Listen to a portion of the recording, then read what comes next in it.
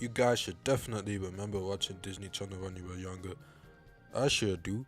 Well, before it closed in my country like 5 years ago. The 4 most popular shows from their channel from this century are Phineas and Ferb, Gravity Falls, Kim Possible, and Big City Greens. And since they were that popular, they were able to last how long the creators intended for those shows to last. As of now, Phineas and Ferb is going through its second one after a decade, and Big City Greens is still premiering new episodes, even after nearly a decade of its run. You're telling me that 2018 was 7 years ago? Like what? Also, Kim Possible was supposed to end after season 3, but the show got revived due to a bunch of fans pestering Disney for a 4th season. That's how popular the show was back in the day.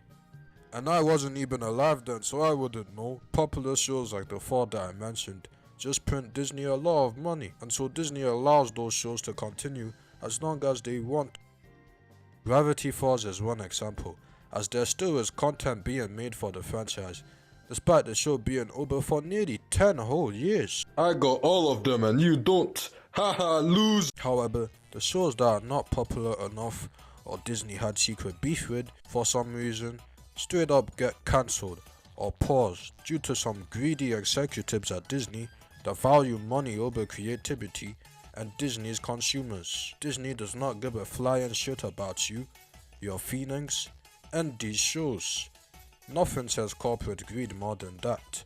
They just want a stack of bread all over their studio, so they will just purge or pause production of these shows so that they will not even bother paying for new episodes to be made of these shows, and instead use that dinero to invest into 1 million more Phineas and Ferb episodes that will print more money for the company as a whole.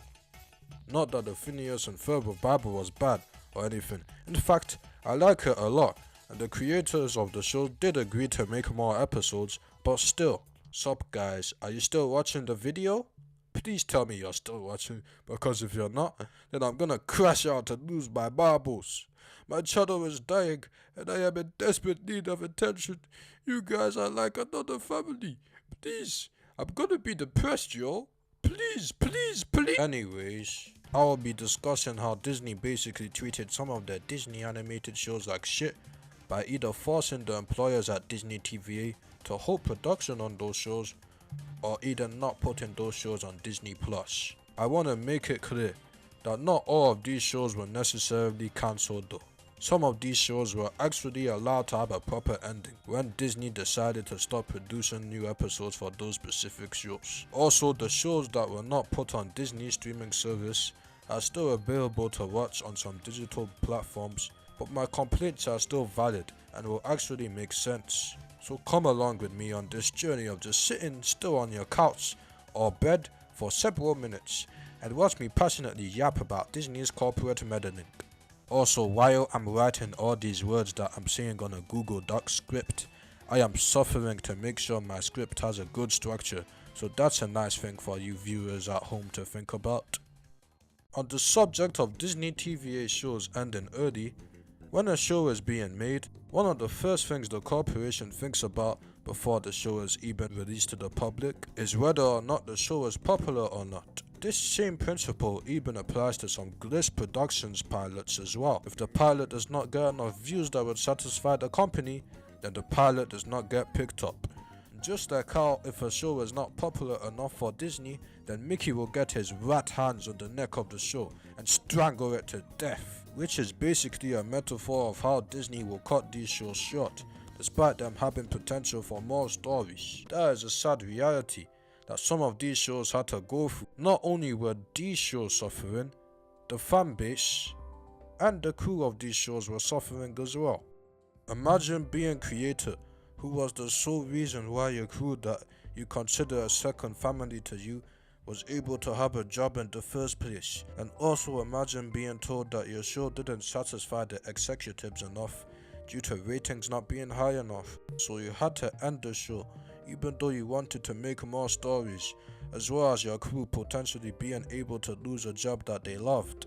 Sorry for the dramatic over-exaggeration, but the point is that it is sad that some of these shows had to go before having the potential to bloom. Even when Disney wasn't as corrupt as a company, this was still a prominent issue. In some cases, shows wouldn't really get cancelled, they would just be paused as Disney wouldn't renew them. A Disney XD original series, Randy Cunningham 9th Grade Ninja, had a season 2 finale that teased something at the end of the episode.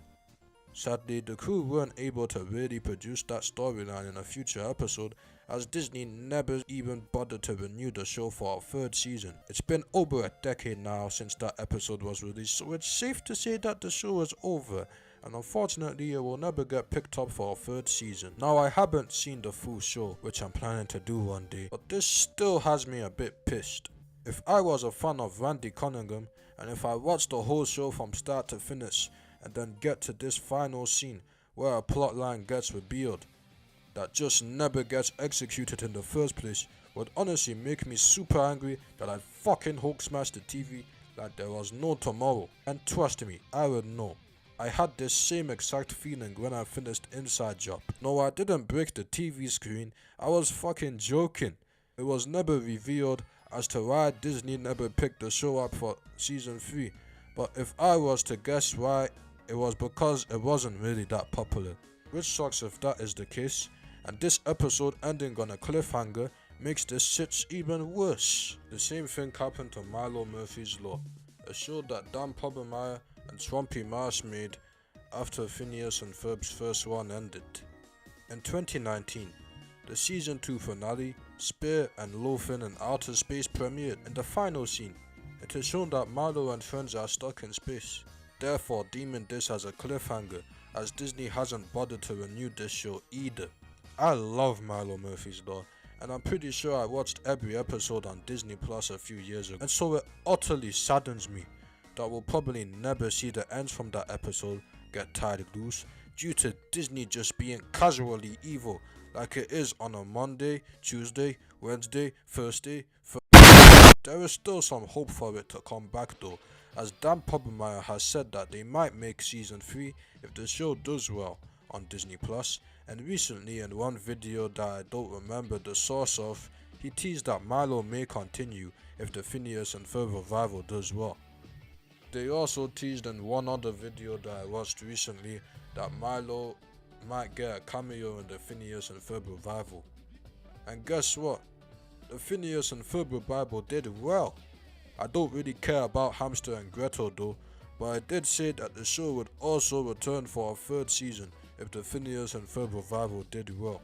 I think that's what I've heard of. This implies though that Disney only cares about Pobermeyer's and Marsh's dedication to the Phineas and Ferb revival, showing that Disney has little of a shit to give for their original IPs that aren't Big City Greens and Kif. And this statement remains true when you begin to comprehend the unfathomably harsh treatment towards their other shows. Wonder Over Yonder actually had decent viewership on the main channel, but during season 1, the show got moved to XD. This had an impact on the show's viewership, as viewers had to pay another cable package just to watch new episodes of the show at the time. This is probably one of the factors of why the show had to end in 2016. However, the show was still allowed to have a proper ending.